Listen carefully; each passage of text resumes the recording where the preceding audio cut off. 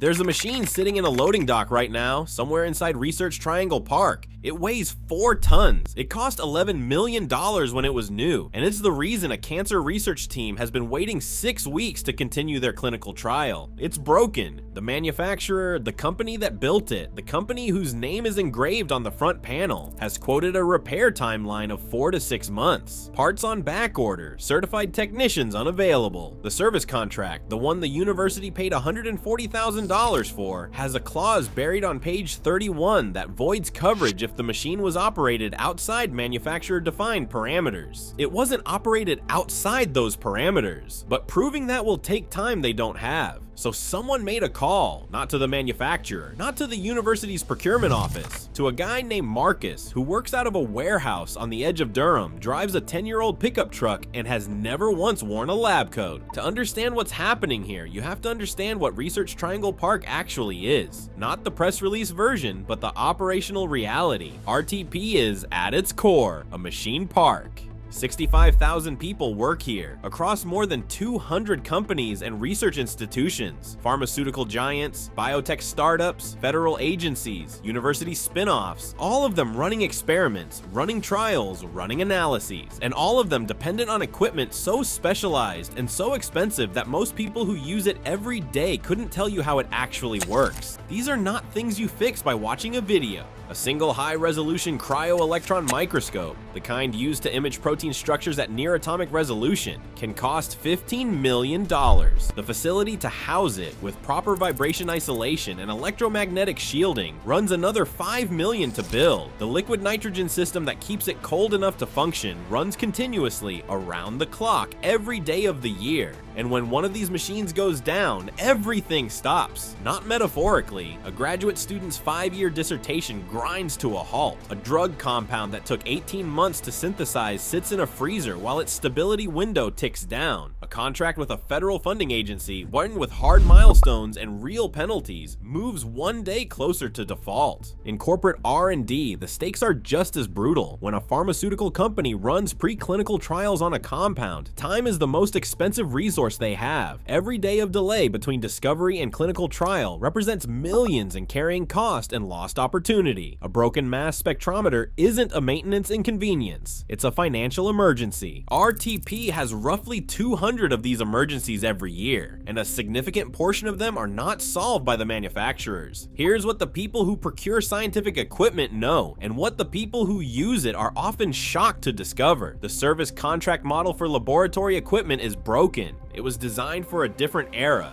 One where manufacturers had dense networks of field service engineers, where parts were inventoried domestically, where a service call in North Carolina meant a technician arrived from Atlanta, not from a regional hub in Germany. That model has eroded. Consolidation in the scientific instrument industry has been aggressive. Companies that once competed, offering their own technicians, their own pricing, their own response times, have been acquired, absorbed, and rationalized. What emerges from that process is a smaller number of very large manufacturers with enormous pricing power and frequently diminished field service capacity in any given region. The result is a structural gap between what service contracts promise and what they actually deliver. The average response time for a critical equipment failure under a standard OEM service contract in the US is now measured not in hours, but in days. For non-standard failures, anything requiring parts that aren't stocked locally, it's weeks. For certain legacy equipment, machines that are technically still under support but whose parts are no longer in active production, the honest answer from the manufacturer's service desk is sometimes, we're not sure. And then there's the cost. A comprehensive service agreement on a high-end mass spectrometer can run between 12 and 18% of the instrument's purchase price every year. On a $10 million machine, that's somewhere between $1.2 and $1.8 million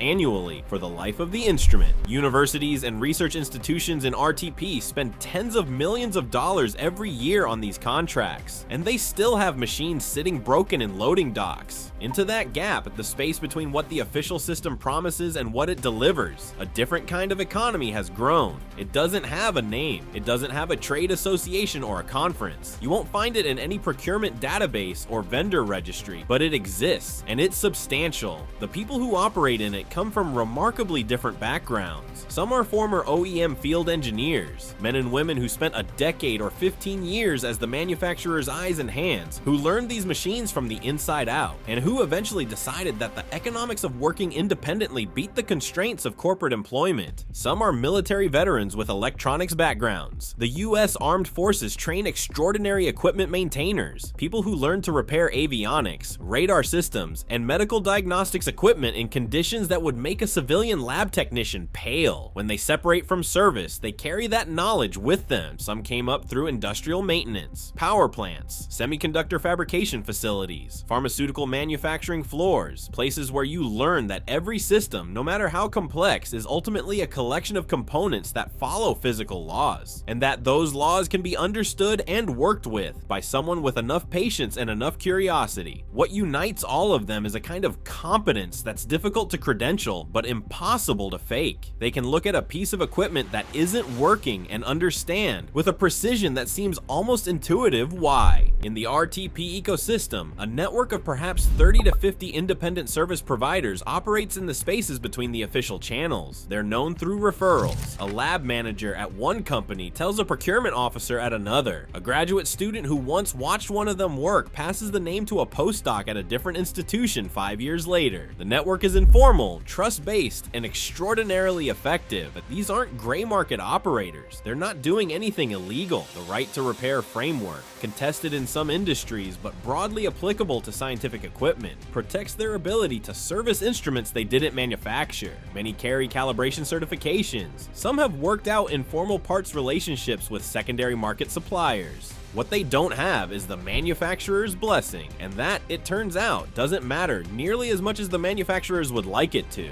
Consider the math from the perspective of a research institution, the official repair channel, 4 to 6 months of downtime, a service call billed at $800 to $1,200 per hour for OEM labor, parts at full list price, travel costs, and a relationship that, if the equipment is older than 7 years, may end with a recommendation to buy a new instrument rather than fix the existing one. The shadow channel, typically a response within 48 to 72 hours, lower hourly rates, parts sourced through secondary markets at significant discounts, and a repair performed by someone who has often fixed this exact failure mode on this exact instrument model before. The cost difference, across the range of documented cases, runs between 40 and 70% in favor of the independent provider. For a university research facility managing 30 or 40 major instruments, each generating its own maintenance demand, that difference can represent hundreds of thousands of dollars per year in avoided costs. But the savings are only part of the story. The more important variable is time.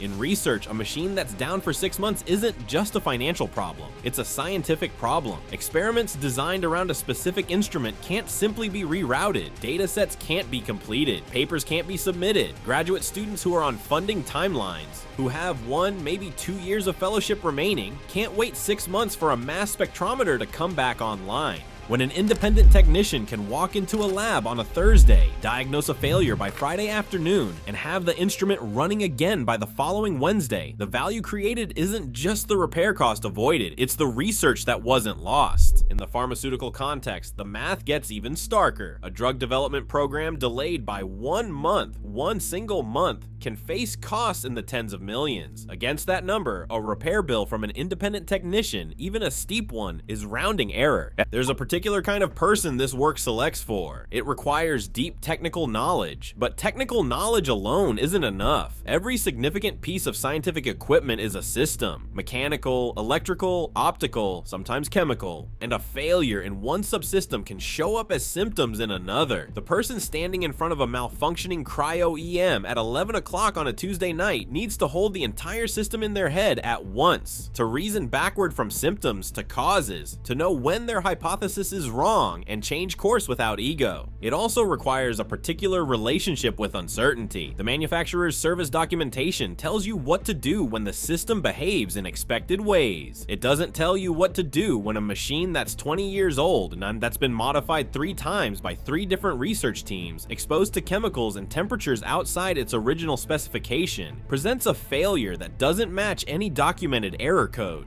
In those moments, you're reasoning from first principles. You're doing engineering engineering in the most literal sense. The people who do this work tend to describe it with a vocabulary that sounds more like craft than profession. They talk about knowing a machine the way a mechanic talks about knowing an engine. They talk about feeling when something's wrong, about the sound a bearing makes before it fails, about the way a vacuum system behaves differently when there's a micro leak than when there's a seal failure. That's embodied knowledge. It lives in hands and ears and years of accumulated pattern recognition. It can't be looked up. It can't be transferred by certification. And right now, at this particular moment in the history of scientific infrastructure, it's genuinely rare. Research Triangle Park is among the most credentialed places on Earth. The concentration of PhDs per square mile is extraordinary. The institutions here have collectively produced Nobel laureates, billion-dollar drugs, and foundational advances in human knowledge. And the infrastructure that makes all of that possible, the machines that generate the data, that enable the experiments, that keep the entire enterprise running, is maintained in significant part by people with no advanced degrees, who didn't come up through the conventional channels, who learned their craft through military service and industrial floors and years of taking expensive things apart to understand how they worked. That's not a criticism of RTP. It's actually a credit to the ecosystem's pragmatism. When the official system fails, and it does fail with a regularity that deserves more attention than it gets, the people who get called are the ones who can actually fix things.